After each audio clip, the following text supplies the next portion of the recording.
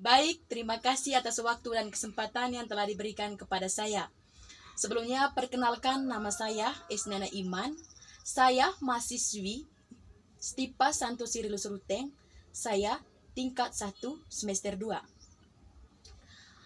Di sini saya akan menjelaskan tentang harmonisasi kewajiban dan hak negara dan warga negara dalam demokrasi yang bersumber kepada kedaulatan rakyat. Yang pertama, kita harus mengetahui latar belakang tentang harmonisasi kewajiban negara dan warga negara. Pada masa ini, kita menyaksikan fenomena yang anomali di mana beberapa orang menuntut hak dengan sangat gigih dan jika perlu dilakukan dengan kekerasan.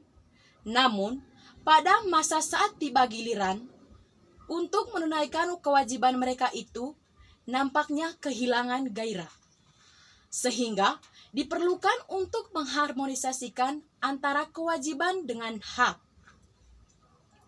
Yang kedua, jelaskan sumber historis, sosiologis, politik tentang harmonisasi kewajiban hak negara dan warga negara Indonesia. Yang pertama, dari sumber historis. Sumber historis memiliki 4 aspek, yaitu yang pertama, awal mula. Secara historis, perjuangan menegakkan hak asasi manusia terjadi di Eropa yang dibawakan oleh John Locke, seorang filsuf Inggris pada abad ke-17 yang pertama kali merumuskan adanya hak alamiah dan naturally rights yang melekat pada setiap manusia, baik hidup maupun kebebasan milik. Yang kedua, Revolusi Amerika tahun 1276. Perang kemerdekaan rakyat Amerika Serikat melawan penjajahan Inggris untuk menjadi negara yang merdeka. Yang ketiga, Magna Carta tahun 1215. Piagam perjanjian antara Raja John dari Inggris dengan para bangsawan, yaitu pemberian jaminan beberapa hak oleh raja. Yang keempat, Revolusi Prancis tahun 1789. Bentuk perlawanan rakyat Prancis kepada rajanya sendiri, Louis ke-16 yang telah bertindak sewenang-wenang dan mengabsolut keputusan tersebut. Yang kedua, sumber sosiologis.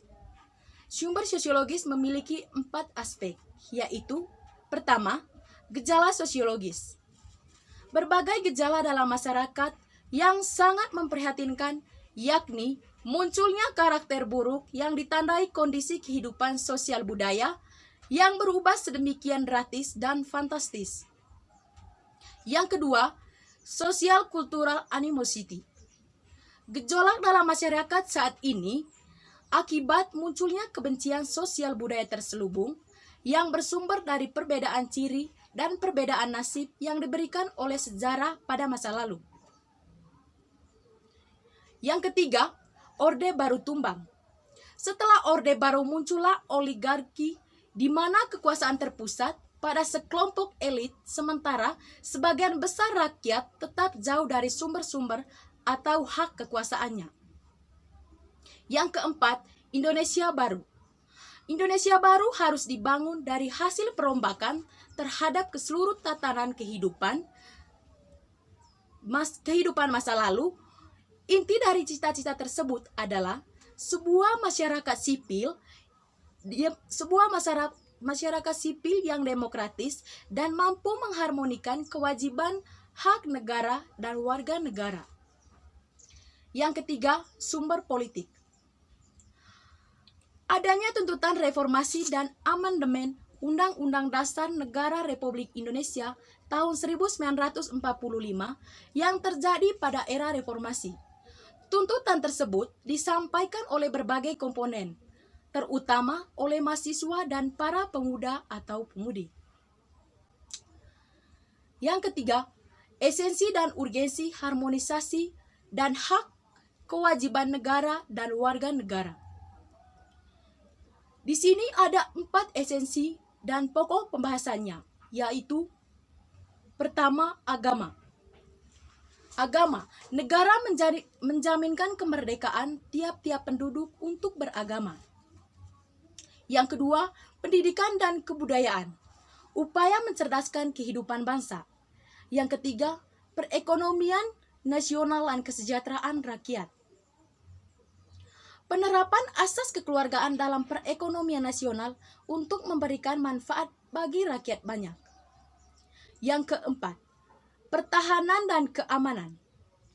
Pelaksanaan Siskan Marata, TNI dan Polri sebagai komponen utama dan rakyat sebagai pendukung di sini, sebagaimana negara mengatur hak dan kewajiban, lalu warga negara turut mendukung apa yang dilakukan oleh pemerintah. Yang keempat, bagaimana pengaturan status asas dan syarat warga negara sesuai amandemen Undang-Undang Dasar Negara Republik Indonesia tahun 1945. Yang pertama, status. Status ini dibawakan oleh Georg Grijendijk yang mengemukakan ada 4 status warga negara. Yang pertama, status positif. Di sini, warga negara menuntut adanya perlindungan dari negara sesuai dengan HAM yang berlaku. Yang ke B, status negatif. Negara tidak boleh mencampur tangan terhadap hak warga negara lainnya. Yang ke C, status aktif. Negara harus memberikan hak warga negara untuk ikut serta dalam pemerintahnya. Yang ke D, status pasif. Kewajiban negara untuk menaati semua aturan dari negaranya. Yang kedua, asas. Berdasarkan Undang-Undang Nomor 12 Tahun 2006, ada 4 asas kewarganegaraan. Yang pertama, ius sanguinis, asas yang menentukan kewarganegaraan seseorang berdasarkan keturunan. Yang kedua, asas soli, asas yang menentukan warga negara berdasarkan tempat kelahiran. Yang ketiga, kewarganegaraan tunggal, asas yang menentukan satu kewargaan negara bagi setiap orang. Yang keempat, kewarganegaraan ganda terbatas, asas yang menentukan sesuai ketentuan diatur dalam undang-undang. Yang ketiga, syarat. Berdasarkan Undang-Undang Nomor 12 Tahun 2006, ada 8 syarat kewarganegaraan. Yang pertama, telah berusia 18 tahun atau sudah kawin.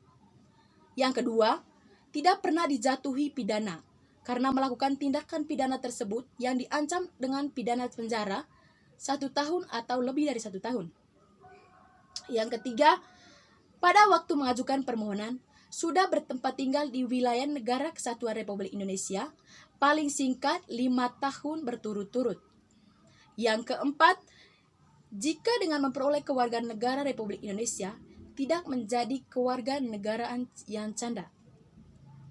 Yang kelima, sehat jasmani dan rohani. Yang keenam, mempunyai pekerjaan dan penghasilan yang tetap. Yang ketujuh, dapat berbahasa Indonesia serta mengikuti dasar negara Pancasila dan Undang-Undang Dasar Negara Kesatuan Republik Indonesia tahun 1945. Yang kedelapan, membayar uang kewarganegaraan ke kas negara. Sekian dan terima kasih.